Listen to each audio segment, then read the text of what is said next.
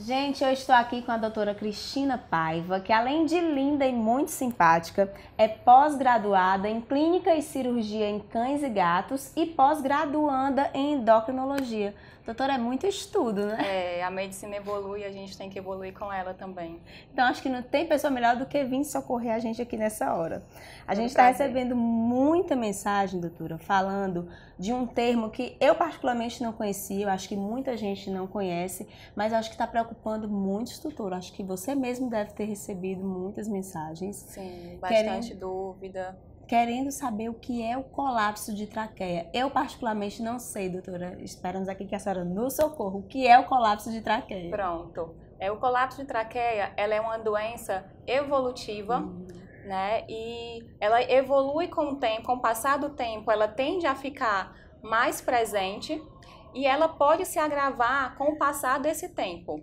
Ela pode alterar o comprometimento normal da traqueia, tá? Esse termo colapso de traqueia, ele se dá pelo colabamento da traqueia, que é o colapso ou colabamento da traqueia, impede a passagem de ar em determinado ponto da traqueia, gerando assim alguns sinais clínicos que eu vou explicar mais na frente. Doutora, e o que é que causa? Bom, é multifatorial, existem várias causas. Uma causa bem forte, né, que a gente tem aí na literatura é genética, por isso a importância de você conhecer os pais desse filhote que você está adquirindo e saber a procedência do canil. Outra causa bem comum é a causa traumática, né? O que é isso? É o uso dos enforcadores, né? Gera um determinado trauma, ou seja, aqueles trancos dos enforcadores que o proprietário ou adestrador, algumas vezes, isso era utilizado mais, né, antigamente. Hoje não se usa tanto esses enforcadores. Então, com isso, pode gerar um trauma e ocasionar aquele ato, né, justamente. Com o passar do tempo, pode lesionar ali aquela cartilagem, né?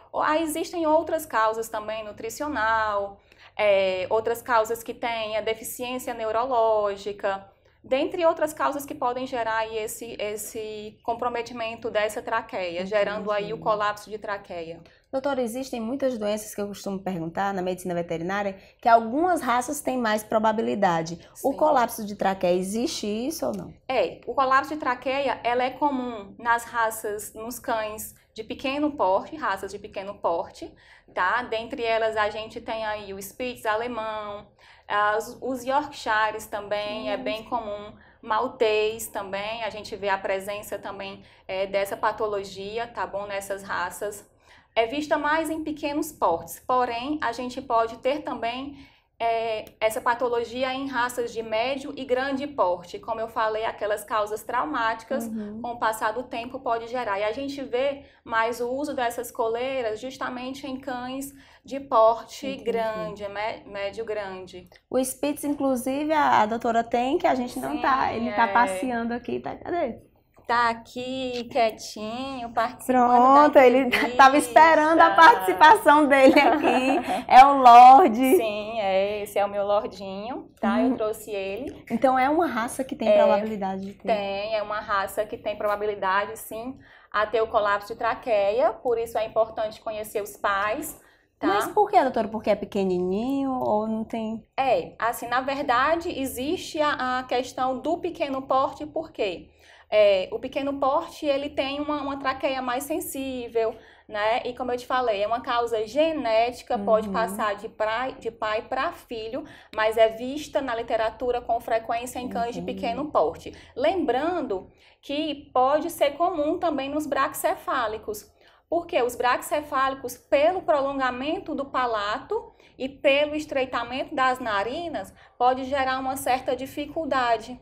Também, isso eu vou explicar mais à frente no diagnóstico. É o pug, né? O bulldog, tá bom? Entendi. E eu vou explicar mais na frente no diagnóstico diferencial. Doutora, e como é que eu posso me atentar? Eu tenho do meu caso, como é que eu posso ver algum sintoma que eu me atente para levar ao médico? O principal sintoma do colapso de traqueia é a tosse não produtiva. O que é essa tosse não produtiva? É aquela tosse seca. Doutora, e como se dá o diagnóstico? Bom, o diagnóstico ele se dá através do histórico do paciente, juntamente com os sinais clínicos e o principal exame que fecha o diagnóstico é a radiografia.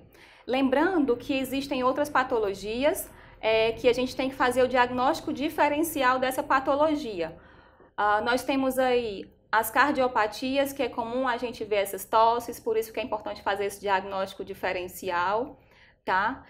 Dentre outras patologias que podem aí gerar tosse. Doutora, e uma vez diagnosticado com colapso de traqueia, o tratamento, ele é complicado? Vamos lá. Existe o tratamento terapêutico, que é o tratamento clínico. O tratamento clínico, ele se dá através do acompanhamento desse paciente, visando minimizar, né, essas crises, essas tosses e ter uma vida saudável. E existe também o tratamento cirúrgico. Só que o tratamento cirúrgico é para aqueles casos que não tem uma boa resposta terapêutica com os medicamentos e tem um quadro já bem avançado. Porém, esse tratamento, existem algumas desvantagens. Uma delas é o alto custo e o pós-cirúrgico também. É bem complicado o pós-cirúrgico desse tipo de tratamento.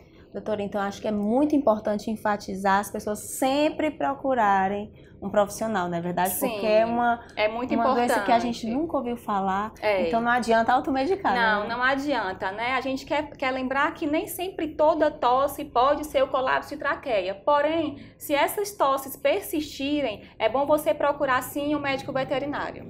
Doutora, olha, muitíssimo obrigada. Eu que agradeço pela atenção. Quando surge um tema assim mais complexo, a gente procura para você nos socorrer. E foi um prazer conhecer o Lorde. Tia Catuxa ainda vai tirar foto. Muitíssimo obrigada. Muito obrigada. Obrigada também à produção.